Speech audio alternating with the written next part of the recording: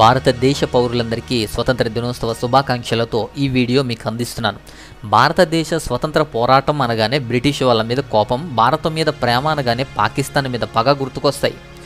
దేశం మీద ప్రేమ అంటే ఇంకొకటి మీద ద్వేషం చూపించడం కాదు. మనందరికీ బ్రిటిష్ వారి మీద చాలా కోపం ఉంటుంది, నాతో సహా. ఎందుకు అంటే వారి పరిపాలన నుంచే మనం స్వతంత్రాన్ని పొందుకొని సార్వభౌమ దేశంగా ఈ భారతదేశం అవతరించింది.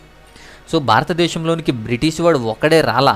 యూరోపియన్లు, పోర్చుగీస్ వారు, డచ్ వారు బ్రిటిష్ వారి కన్నా ముందే వచ్చారు. వీరందరికన్నా ఆర్యులు కూడా ముందే వచ్చారు. సో యూరోపియన్స్, పోర్చుగీసు, డచ్ వారు, బ్రిటిష్ వారు, ఫ్రెంచ్ వారు ఇలా వచ్చారు. సో యుద్ధాలు కూడా చేశారు. అన్నిటిలోనూ బలమైనటువంటి బ్రిటిష్ వారు పరిపాలనలో కూడా చొరబడ్డారు. ఆర్థికంగా, రాజకీయంగా దేశాన్ని పీల్చేశారు. ఇలా చెప్పుకుంటూ పోతే చాలా ఉన్నాయి. ఇది మన కాన్సెప్ట్ ఇప్పుడు కాదు. వారి మీద కోపంతోటి, పగతోటి మనం వారి దేశాన్ని, వారి మతాన్ని, అలాగే వారి నమ్మకాల్ని కూడా దూషించడం మంచిది కాదు. అది అలవాటుగా మారిపోయింది ఇప్పుడు. బ్రిటిష్ వారిని అందరినీ నీచంగా చూడలేం. ఎందరో మంచి చేసినటువంటి గొప్ప వ్యక్తులు ఉన్నారు. కాటన్ దొర లాంటి మంచి వ్యక్తులు ఇప్పటికీ కూడా మనం మర్చిపోలేం. కొన్ని చోట్ల విగ్రహాలు కూడా కనపడతాయి. దేశానికి సేవలు అందించినటువంటి వారు కూడా ఉన్నారు. స్వతంత్రం ముందు ఉన్నారు, స్వతంత్రం తర్వాత కూడా ఉన్నారు. అప్పట్లో మన దేశ నాయకులకు కూడా తెలుసు. సో దేశంలో కొందరిని ఎప్పటికీ ప్రేమిస్తూనే ఉంటారు. కాబట్టి ఇలాంటి చరిత్ర తెలియనటువంటి నోరు ఏదైనా మాట్లాడుతుంది. చరిత్రే తెలియనటువంటి చేతులు ఏదైనా రాస్తుంది, ఏదైనా కమెంట్ పెడుతుంది. వారి మీద పగని వారి మతం మీద చూపిస్తుంది. సో నిజానికి క్రైస్తవ్యం వారు తెచ్చింది కాదు. సో భారతదేశంలో అంతకు ముందే క్రైస్తవ్యం ఉంది. ఇండియన్ నేషనల్ క్రిస్టియానిటీ, సో భారతీయ క్రైస్తవ్యం అనేది ఉంది. వారికన్నా ముందే దేశంలో క్రైస్తవ్యం ఉంది అనే చరిత్ర చాలామందికి తెలుసు. కానీ తెలియనటువంటి వాదన. సో అసలు దేశం కోసం పోరాడిన వారిలో క్రైస్తవులు ఉన్నారు. వారికి వ్యతిరేకంగా, అంటే బ్రిటిష్ వారికి, ఈ ప్రభుత్వ విధానాలకు వ్యతిరేకంగా జరిగిన ఉద్యమ పోరాటాల్లో, స్వతంత్ర పోరాటాల్లో ఎందరో దేశం కోసం పోరాడారు, ప్రాణాలు అర్పించారు. వారందరూ కూడా క్రైస్తవులేను గుర్తుపెట్టుకోవాలి. స్వతంత్రం వచ్చింది అంటే ఏ హిందువుకో వచ్చింది కాదు, ముస్లింకో వచ్చింది కాదు, క్రిస్టియన్కి వచ్చింది కాదు అది. సో హిందువైనా, ముస్లిం అయినా, క్రిస్టియన్ అయినా ఎవరైనా వారు దేశం కోసం పడినటువంటి తాపత్రయాన్ని బట్టి వచ్చింది. అందులో క్రైస్తవులు ఉన్నారు, ముస్లింలు ఉన్నారు, హిందువులు ఉన్నారు, ప్రతి వారు ఉన్నారు. ఇది అందరిది, అందరి దేశం, లౌకిక దేశం. అయితే ఇప్పుడు మీకు కొన్ని తెలియనటువంటి కొన్ని విషయాలు కొంతమందిని పరిచయం చేస్తాను. భారతదేశ స్వతంత్ర పోరాటానికి బలమైనటువంటి ఒక పునాదే ఇండియన్ నేషనల్ కాంగ్రెస్. సో ఈ ఇండియన్ నేషనల్ కాంగ్రెస్ 1887లో మద్రాసులో జరిగినటువంటి మీటింగ్లో 607 మంది డెలిగేట్స్ వాళ్ళు హాజరయ్యారు. ఈ హాజరైనటువంటి 607 మందిలో 35 మంది ఇంపార్టెంట్ డెలిగేట్స్ అందరూ క్రిస్టియన్సే. ఇలాంటి ఇండియన్ నేషనల్ కాంగ్రెస్కి, స్వతంత్ర పోరాటానికి కూడా సహకరించినటువంటిది Indian Christian community. So Indian Christian community కూడా ఈ కాంగ్రెస్తో పాటు దేశ పోరాటం కోసం, స్వతంత్ర పోరాటం కోసం కృషి చేసింది. అయితే ఇలాంటి ఇండియన్ నేషనల్ కాంగ్రెస్లో కూడా సో క్రిస్టియన్ లీడర్స్ అనేటువంటి వాళ్ళు చాలామంది ఉన్నారు. సో దీంట్లో ముఖ్యమైనటువంటి కొంతమంది క్రిస్టియన్ లీడర్స్ ఎవరు అంటే దాంట్లో మొదటగా ఆర్ఎస్ఎన్ సుబ్రమణియన్. ఈయన barrister from Madras. So Madras నుంచి బారిస్టర్ పొందినటువంటి సుబ్రమణియన్. తర్వాత ఇంకొక వ్యక్తి కాళీచరణ్ బెనర్జీ. ఈయన బెంగాల్ వాడు. So Kalicharan Banerjee from Bengal. ఇంకొక ఆయన జీజీ నాథ్ అనేటువంటి వ్యక్తి కూడా సో బారిస్టర్ ఫ్రమ్ లాహోర్. అలాగే పీటర్ పౌల్ పిలై అనేటువంటి వ్యక్తి సో మద్రాస్ నుంచి. అలాగే ఇంకొక ముఖ్యమైన వ్యక్తి మధుసూదన్ దాస్. ఈయన ఒక lawyer from Odisha. So Orissa నుంచి ఒక లాయర్ మధుసూదన్ దాస్. వీరంతా కూడా ఇండియన్ నేషనల్ కాంగ్రెస్లో క్రిస్టియన్ లీడర్స్. సో వీరంతా క్రైస్తవులే. ఇండియన్ నేషనల్ కాంగ్రెస్తో పాటు ఉంటూ సహకరిస్తూ దేశం కోసం ఉద్యమించినటువంటి వ్యక్తులు. హోమ్ రూల్ మూమెంట్లో కూడా, హోమ్ రూల్ ఉద్యమంలో కూడా వీళ్ళంతా కూడా సహకరించారు, ఉద్యమించారు కూడా. ఆ తర్వాత గొప్పగా చెప్పేటువంటి ఇంకొక ముఖ్యమైన వ్యక్తి ఎవరు అంటే so barrister George Joseph. So ఈ జార్జ్ జోసెఫ్ చాలా ప్రాముఖ్యమైనటువంటి వ్యక్తి. ఈయన ఫ్రమ్ కేరళ నుంచి వచ్చినటువంటి వ్యక్తి. ఈయన హోమ్ రూల్ ఉద్యమాన్నే నడిపాడు. దక్షిణాది ప్రాంతాల్లో, కొన్ని ప్రాంతాల్లో అనిబిసెంట్ అధ్యక్షతన ఈ యొక్క హోమ్ రూల్ మూమెంట్ అనేది జరిగింది. సో ఈ హోమ్ రూల్ ఉద్యమంలో ఈ జార్జ్ జోసెఫే ప్రాముఖ్యమైనటువంటి వ్యక్తి, ఒక మెయిన్ పిల్లర్ అని చెప్పొచ్చు. సో అనిబిసెంట్తో పాటు ఉంటూ హోమ్ రూల్ ఉద్యమాన్ని నడిపించినటువంటి వ్యక్తి ఆయన. అంతేకాదు మీ అందరికీ తెలుసు జవహర్లాల్ నెహ్రూ. ఈ జవహర్లాల్ నెహ్రూ తన సొంత ఆటోబయోగ్రఫీలో ఈ యొక్క జార్జ్ జోసెఫ్ గురించి చాలా ప్రాముఖ్యంగా రాశారు, చాలా గొప్పగా కూడా రాశారు. అతని యొక్క ప్రాముఖ్యత ఏంటో ఆ బయోగ్రఫీలో మనం చూస్తే అర్థమవుతుంది. ఇంకొక వ్యక్తిని కూడా పరిచయం చేస్తాను. ఇప్పుడు ఇంకొక ఆమె ఎవరు అంటే అక్కమ్మ చెరియన్. సో అక్కమ్మ చెరియన్ అనే ఆమె ఒక మంచి freedom fighter. So from Christianity. So ట్రెవెన్కోర్లో, అంటే కేరళలో ఉన్నటువంటి ట్రెవెన్కోర్ నుంచి ప్రాతినిధ్యం వహిస్తూ పోరాడినటువంటి ఒక ఉద్యమ నాయకురాలు అక్కమ్మ చెరియన్. ఒక మంచి ఫ్రీడమ్ ఫైటర్ అని చెప్పొచ్చు. ఈమెని మనం సాధారణంగా ఏమని పిలుస్తారు అంటే ఝాన్సీ రాణి ఆఫ్ ట్రావెన్కోర్ అంటారు. So Jhansi Rani of Travancore అనేది ఎవరిని అంటే అక్కమ్మ చెరియన్ అంత పేరుగాంచింది. ఇకపోతే ప్రాముఖ్యమైన ఇంకొక ముఖ్యమైన వ్యక్తి ఎవరంటే టీటస్ జే. సో టీటస్ జీ అనేటువంటి వ్యక్తి ఇంకొక గాంధీ అని అంటారు. సో ఈయన ఇంకొక గాంధీ, మరొక గాంధీ అని కూడా చెప్తారు.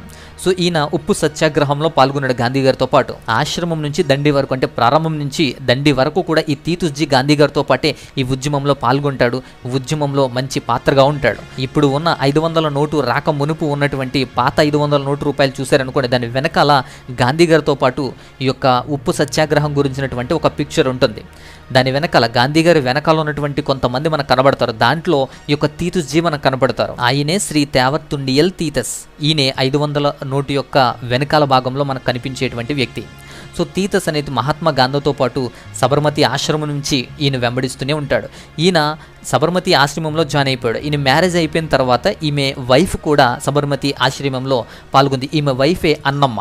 ఈ అన్నమ్మ కూడా గాంధీ గారితో పాటే అనేకమైనటువంటి ఉద్యమాల్లో పాల్గొంది. అంతేకాదు, ఈ మ్యారేజ్ అయిన తర్వాత ఈ అన్నమ్మ కూడా సబర్మతి ఆశ్రయానికి ఆమె ధరించినటువంటి పెళ్లికి ఉపయోగించినటువంటి ఉన్నటువంటి బంగారము, ఆభరణాలు ఇలాంటివన్నీ కూడా సబర్మతి ఆశ్రయానికి ఇచ్చేసింది. సో అన్నమ్మ కూడా టీటస్తో పాటు ప్రతి ఉద్యమంలో కూడా పాల్గొనడానికి ప్రయత్నం చేసేవారు. అంతేకాకుండా సివిల్ డిజోబిడియన్స్ మూవ్మెంట్ అనేది జరిగింది. సో ఈ మూవ్మెంట్లో టీటస్ ఏం చేశాడంటే బ్రిటిష్ వారి యొక్క వస్త్రాలన్నీ కూడా, సో వారి దగ్గర నుంచి కొన్నవి ఉన్నవి బ్రిటిష్ వారి దగ్గర క్లాత్స్ అన్నీ కూడా కొట్టయాన్ అనే ప్రాంతంలో కాల్చేశాడు. సో కాల్చేసి వేలాది మందికి, సో దేశం గురించి, స్వతంత్ర పోరాటం గురించి అనేక మందికి, వేల మందికి తెలియచేశాడు. అంతేకాదు గాంధీ కూడా ఈయనంటే చాలా ఇష్టం. గాంధీ కూడా చాలా ఇష్టపడతాడు. టీటస్ ఇంటికి కూడా గాంధీజీ వెళ్ళారు. ఆయనతో కలిసి భోజనం కూడా చేసేవారు. సో అలాంటి మంచి వ్యక్తిగా, స్వతంత్ర పోరాట సైనికుడిగా టీటస్ ఉంటాడు. అంతేకాకుండా 1930-40 మధ్యకాలంలో జరిగినటువంటి ఉద్యమంలో ప్రీ డెమోక్రసీ మూవ్మెంట్ ఒకటి జరిగింది ట్రావెన్కోర్లో. సో 1930-40 మధ్యకాలంలో. సో దీంట్లో ప్రామినెంట్గా క్రైస్తవుల పాత్ర చాలా ఉంది. సో క్రిస్టియన్ లీడర్స్ అయినటువంటి కొంతమంది కనబడతారు. టిఎం వర్గీ, ఏజే జాన్, ఎన్ఏ మెస్కానిస్, అక్కమ్మ చెరియన్ ఇలాంటి వ్యక్తులు దీన్ని నిలబెట్టి ఈ యొక్క ఉద్యమాన్ని నడిపించారు. అంతేకాకుండా పిలోపో జెలెంజికల్ జాన్ అనేటువంటి వ్యక్తి కూడా ఇంకొక ప్రోమినెంట్ మెంబర్, ట్రావెన్కోర్ స్టేట్ కాంగ్రెస్కి సంబంధించినటువంటి ప్రోమినెంట్ మెంబర్స్లో ఈ యొక్క జాన్ కూడా ఉన్నారు. ఈయన కూడా ఒక క్రిస్టియన్. అంతేకాదు వీరంతా బ్రిటిష్ క్రిస్టియన్స్ లేకపోతే అప్పటికి కన్వర్ట్ అయిన క్రిస్టియన్స్ కాదు. So Indian Aryan Christians, so out standing Christians of Indian Aryan. So అంతేకాకుండా ఇలాంటి ఇండియన్ ఆరియన్కి సంబంధించిన అవుట్ స్టాండింగ్ క్రిస్టియన్స్లో ద బెస్ట్ అనిపించుకున్నటువంటి వ్యక్తులు కూడా మనకున్నారు. దాంట్లో ఫ్రీడమ్ స్ట్రగుల్లో, ఈ యొక్క స్వతంత్ర పోరాటంలో బాగా బలంగా పనిచేసినటువంటి వ్యక్తులు కూడా ఉన్నారు. దాంట్లో మొదటి వ్యక్తి డాక్టర్ జేసీ కుమారప్ప. సో జేసీ కుమారప్ప ఈయన వెటరన్ కాంగ్రెస్ లీడర్. ఈయన ఒక క్రిస్టియన్ లీడర్గా పోరాటం చేశాడు. సో ఈయన గాంధీ యొక్క అసోసియేట్గా కూడా చెప్తారు. గాంధీ యొక్క అసోసియేట్స్లో ఈయన కూడా ఒకరు జేసీ కుమారప్ప. ఈయన యంగ్ ఇండియా, గాంధీ గారు స్థాపించినటువంటి యంగ్ ఇండియా పత్రికకి రెగ్యులర్ రైటర్. సో ఈయన చాలా చాలా చాలా రచనలు రచించారు. గాంధీ గారి యొక్క యంగ్ ఇండియా పత్రికకి సంపాదకులుగా, ఎడిటర్గా కూడా పనిచేశాడు. అంతేకాదు క్విట్ ఇండియా మూమెంట్లో కూడా ఈయన చాలా యాక్టివ్గా పనిచేశాడు. సో బొంబాయి తరపున ఈయన ప్రాతినిధ్యం వహిస్తూ కాంగ్రెస్ లీడర్స్తో కలిసి, కొలీగ్స్తో కలిసి ఈయన ఉద్యమంలో పాల్గొన్నాడు. అంతేకాకుండా ఆ ఉద్యమంకి సంబంధించినటువంటి వ్యక్తుల్లో కొంతమంది అరెస్ట్ అయిన వ్యక్తులు ఈయన కూడా ఉన్నాడు. ఈయన అరెస్ట్ అయ్యాడు. దాదాపు 2.5 సంవత్సరాలు జబల్పూర్ సెంట్రల్ జైల్లో ఉన్నాడు ఈయన. అందుకే ఈయన్ని గాంధీ గారి యాక్టివేట్గా, మంచి యాక్టివ్ పర్సన్గా కూడా మనం పిలుస్తాం. అయితే ఇంకొక యాక్టివేట్ పర్సన్ ఎవరు అంటే పౌల్ రామస్వామి. సో పౌల్ రామస్వామి అనే వ్యక్తి, ఈయన ఒక important Christian. So important Christian రోల్ని ఈ యొక్క స్వతంత్ర పోరాట ప్రయత్నాల్లో ఈయన కూడా చాలా ఉన్నాడు. సో 1930లో ఈయన ఫ్రీడమ్ ఫైట్లో జాయిన్ అయ్యాడు. తర్వాత ఉప్పు సత్యాగ్రహంలో పాల్గొన్నాడు. అంతేకాకుండా ఈయన బిషప్ హెబర్ కాలేజ్, సో ఈ కాలేజ్ తిరుచిరపల్లిలో ఉంది. ఈయన ఈ యొక్క కాలేజ్ ద్వారా అనేక మందికి బోధిస్తూ అనేక మంది విద్యార్థులను సైనికులుగా మారుస్తున్నటువంటి పరిస్థితిని ఈయన చేశాడు. అంతేకాకుండా ఈయన కూడా స్వతంత్ర పోరాట ఉద్యమాల్లో అరెస్ట్ అయ్యాడు. సో 6 నెలలు ఈయన కూడా జైల్లో పెట్టడం జరిగింది. సో అలిపురం జైల్లో ఈయన కూడా ఒక 6 నెలలు పెట్టడం జరిగింది. ఆ తర్వాత ఇంకొక వ్యక్తి ఎవరు అంటే సో వెంకల్ చక్కరి. సో వెంకల్ చక్కరే అనేటువంటి వ్యక్తి కూడా ఈయన సివిల్ డిజోబిడియన్స్ మూవ్మెంట్లో చాలా ప్రాముఖ్యత వహించినటువంటి వ్యక్తి. ఈ విధంగా స్వతంత్ర పోరాటంలో ఇంపార్టెంట్ రోల్ని, క్రైస్తవుల పాత్రని నేను గుర్తు చేస్తున్నాను.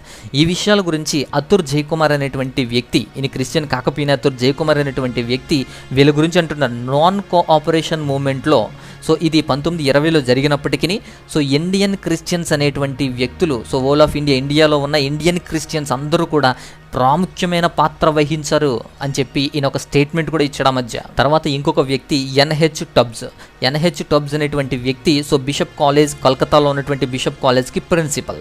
సో ఈయన ప్రిన్సిపల్ అయినప్పటికీ కూడా అనేక మంది క్రిస్టియన్ స్టూడెంట్స్ని ఈ నేషనల్ నాన్ కోఆపరేటివ్ మూవ్మెంట్కి సిద్ధపరిచాడు. అలా ఈయన తయారు చేసినటువంటి క్రిస్టియన్ లీడర్స్, యంగ్ మ్యాన్స్ అనేటువంటి వ్యక్తులు ఈ సివిల్ డిజోబీడియన్స్ మూవ్మెంట్లో కూడా పాల్గొన్నారని చెప్పి ద గార్డియన్ అనేటువంటి పత్రిక వీరి గురించి ప్రత్యేక కథనం కూడా రాసింది. ఇకపోతే ఇంకొక ప్రాముఖ్యమైనటువంటి వ్యక్తుల్లో ఒకరుంటారు, సో నిరాద్ బిస్వాస్ అనేటువంటి వ్యక్తి బిషప్ ఆఫ్ అస్సాం. ఈయన ఒక bishop, Assam of church of ఇండియాకి సంబంధించిన ఒక బిషప్. అంతేకాకుండా సో బుర్మా అండ్ సైలోన్కి సంబంధించిన ప్రాంతాల్లో ఈయన ఒక నేషనల్ మూవ్మెంట్కి సంబంధించి ప్రత్యేకమైనటువంటి వ్యక్తిగా కనబడతాడు. సో కలకత్తాకి అవుట్ సైడ్ ఉద్యమించినటువంటి వ్యక్తుల్లో సో నిరాద్ బిస్వాస్ ఒకడు.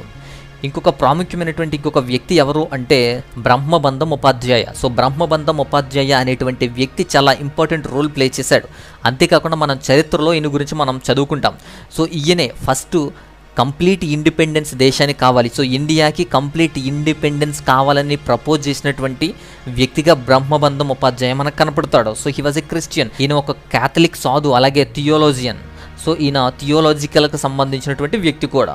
అంతేకాకుండా స్వదేశీ ఉద్యమంలో ఈయన లీడింగ్ రోల్ ప్లే చేశాడు. స్వదేశీ ఉద్యమంలో బాగా లీడింగ్ రోల్ ప్లే చేసినటువంటి వ్యక్తి సో బ్రహ్మబంధం ఉపాధ్యాయ. 1904లో ఈయన ఒక జర్నల్ని అంటే సంధ్యా పత్రికల్లో ఎడిటర్గా కూడా చేశాడు. సంధ్యా పత్రికకి ఈయన ఆద్యం పోసినటువంటి వ్యక్తిగా కూడా కనపడతాడు. అనేకమైనటువంటి రచనలు కూడా రచించినాడు. సో బెంగాలీలో వెర్నక్యులర్ పేపర్ అనేది ఈ సంధ్యా పత్రిక. సో కంప్లీట్ ఇండియన్ నేషనలిజం కోసం వ్రాసేదే సంధ్యా పత్రిక. సో అలాంటి పత్రికకి ఈయన సంపాదకుడిగా కూడా ఉన్నాడు. ఇకపోతే ఇంకొక వ్యక్తిని కూడా అంటే కర్ణాటక క్యాథలిక్ సంబంధించినటువంటి ఇంకొక వ్యక్తులను కూడా పరిచయం చేస్తాం. సో జోసిన్ ఆల్వా అనేటువంటి వ్యక్తి కూడా ఈయన మహాత్మా గాంధీ యొక్క ఐడియాస్కి సంబంధించి ఈయన చాలా ఇన్స్పైర్ అయినటువంటి వ్యక్తులు వీళ్ళు ఉన్నారు. భారతదేశంలో యూత్ మూవ్మెంట్కి ప్రధాన పాత్రధారిగా ఉన్నాడు జోసిన్ ఆల్వా. అంతేకాకుండా ఈయన ఉన్నతమైన ఉద్యోగాలు, సంపాదనలు వదిలేసుకొని ఈయన లైఫ్ని డెడికేట్ చేసేసాడు స్వతంత్ర పోరాటం కోసం. సో ఫ్రీడమ్ స్ట్రగుల్ కోసం ఈయన లైఫ్ని డెడికేట్ చేసినటువంటి వ్యక్తిగా ఈయన కనపడతాడు. అంతేకాకుండా ఈయన ఒక జర్నలిస్ట్ కూడా. సో హై క్యాపబుల్ జర్నలిస్ట్, ఈయన చాలా హై క్యాపబుల్ జర్నలిస్ట్లో ఈయన కూడా ఒక ఆయన. అంతేకాకుండా మిస్టర్ వైలెట్ ఆల్వా అనేటువంటి ఆమె కూడా ఈ ఆల్వాతో పాటు సహకరిస్తూ ఈ వైలెట్ ఆల్వా కూడా ఈ యొక్క ఇన్వాల్వ్మెంట్లో సో ఇండిపెండెన్స్ కోసం జరిగినటువంటి ఫ్రీడమ్ మూవ్మెంట్లో ఈమె కూడా పాల్గొన్నది. అంతేకాకుండా ఇంకొక వ్యక్తి కూడా మనం చూద్దాం. సో జోరమ్ సల్దాన్హా అనేటువంటి వ్యక్తి సౌత్ కర్ణాటక డిస్టిక్కి చెందినటువంటి అంటే మద్రాస్ లెజిస్లేటివ్ కౌన్సిల్కి సంబంధించిన వ్యక్తినే. ఒక మహాత్మా గాంధీ యొక్క సిన్సియర్ అడ్మైరర్ అంటారు ఈయన్ని. సౌత్ కెనరా డిస్టిక్ కాంగ్రెస్ కమిటీకి ఈయన ప్రెసిడెంట్ ఈ జోరమ్ ఒక క్రిస్టియన్గా, ఒక ప్రెసిడెంట్గా కూడా ఈ ఉద్యమాల్లో పాల్గొన్నాడు. అంతేకాకుండా మ్యాంగ్లూర్ మ్యాగజైన్కి సంబంధించినటువంటి ఈ ఫ్రీడమ్ ఫైట్ దీని గురించి సపోర్ట్ చేశాడు. ఉద్యమానికి సహకరించినటువంటి వ్యక్తుల్లో ఈయనతో పాటు ఈ జోరమ్తో పాటు ఈ యొక్క మౌరిస్ శ్రేష్ఠ కూడా ఉన్నారు. ఈయన బ్రిటిష్ గవర్నమెంట్లోని government servant, so post master జనరల్గా సైలోన్లో పనిచేసినటువంటి వ్యక్తి. అంతేకాకుండా ఫ్రీడమ్ ఫైట్ గురించి ఈయన కూడా సహకరించారు.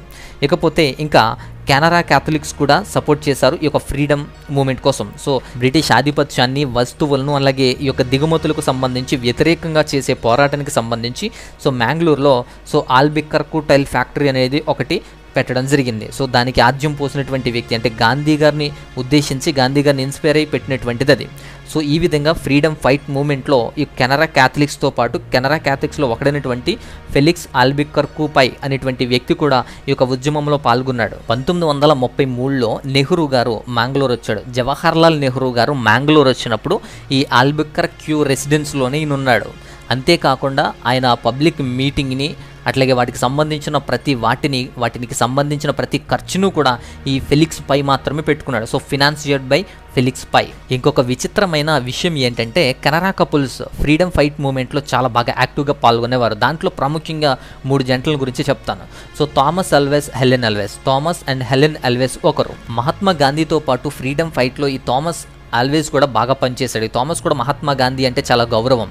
తన పిల్లలకు కూడా, పుట్టినటువంటి పిల్లలకు కూడా ఇండియన్ అనేటువంటిది తన పిల్లలకు ముందుగా వచ్చే పేరు పెట్టుకున్నాడు. సో తన పేరులో ముందుగా సగభాగం ఇండియన్ అని పెట్టుకున్నాడు. అంతేకాదు తన భార్య అయినటువంటి హెలెన్ కూడా సో అల్వాదేవిగా మార్చుకుంది తన పేరుని.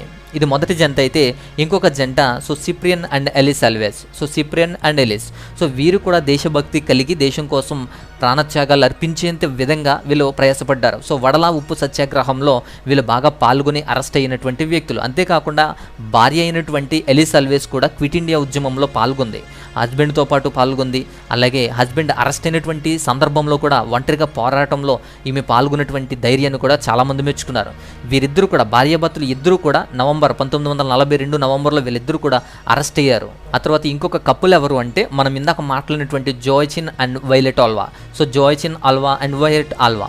సో ఇలా 3 కపుల్స్ కూడా ఫ్రీడమ్ ఫైట్లో పాల్గొనటాన్ని మనం చూస్తాం. అయితే ఇంకొక వ్యక్తి గురించి కూడా మాట్లాడదాం. ఇంకొక వ్యక్తి John Francis Pinto. So John Francis Pinto Mumbai based Mangalore Indian Catholic. ఈయన 1920లో ఫ్రీడమ్ ఫైట్లో ఈయన పాల్గొన్నాడు. అందుకే ఈయన అడ్మైరర్ ఆఫ్ గాంధీజీ అంటారు ఈయన కూడా. So John Francis Pinto. అంతేకాదు ఈయన 1930లో సివిల్ డిజోబీడియన్స్ మూమెంట్లో కూడా ఈయన పాల్గొన్నాడు. దేశం కోసం స్వతంత్ర పోరాటం కోసం ఈయన ప్రతి కార్యంలోనూ కూడా ఉంటాడు. ఈయనకి ఒక నిక్ నేమ్ కూడా ఉంది, గాంధీ పింటో అని కూడా అంటారు.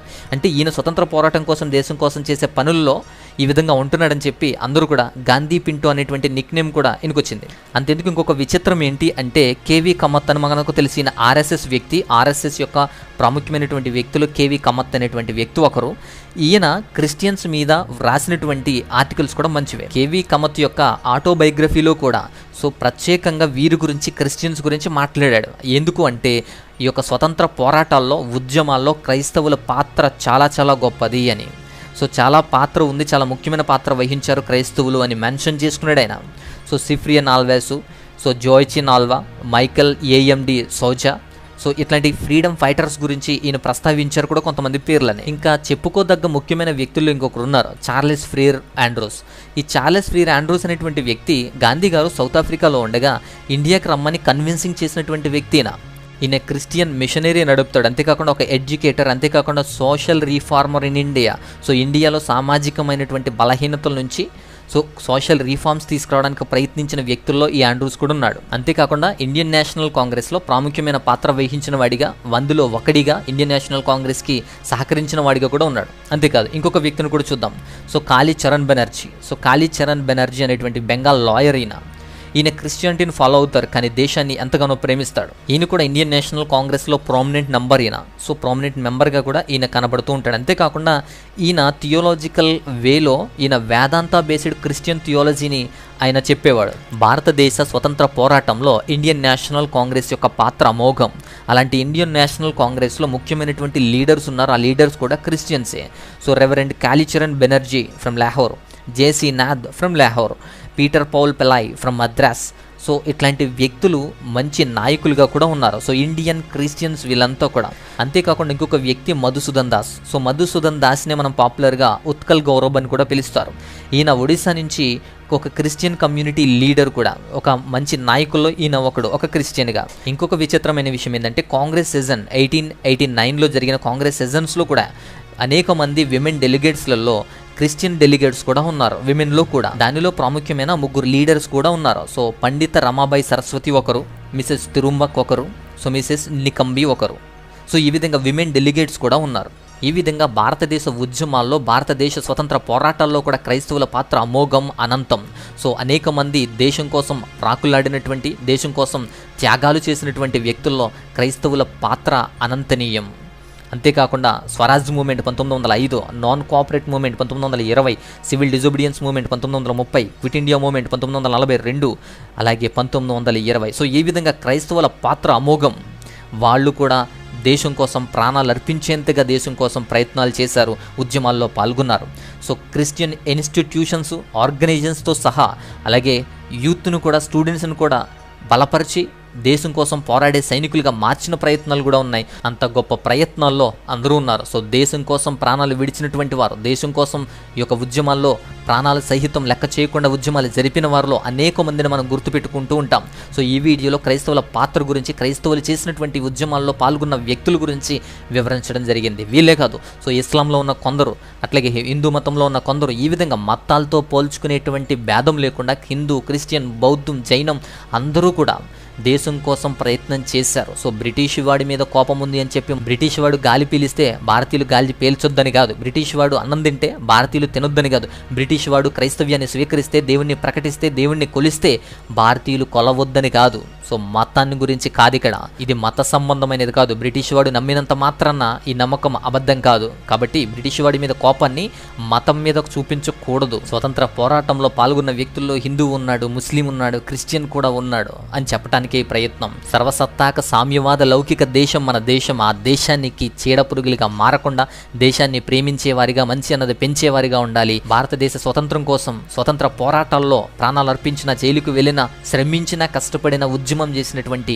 ప్రతి ఒక్కరికి, ప్రతి నాయకుడికి, ప్రతి వారికి కూడా జోహార్లు అర్పిస్తూ భారతీయ ప్రతి పౌరుడికి కూడా భారతదేశ స్వతంత్ర దినోత్సవ శుభాకాంక్షలు తెలియచేస్తున్నాం. దేవుని మహోన్నతమైన కృపా కాపుదల మన దేశానికి కావలిగా ఉండునుగాక. ఆమేన్.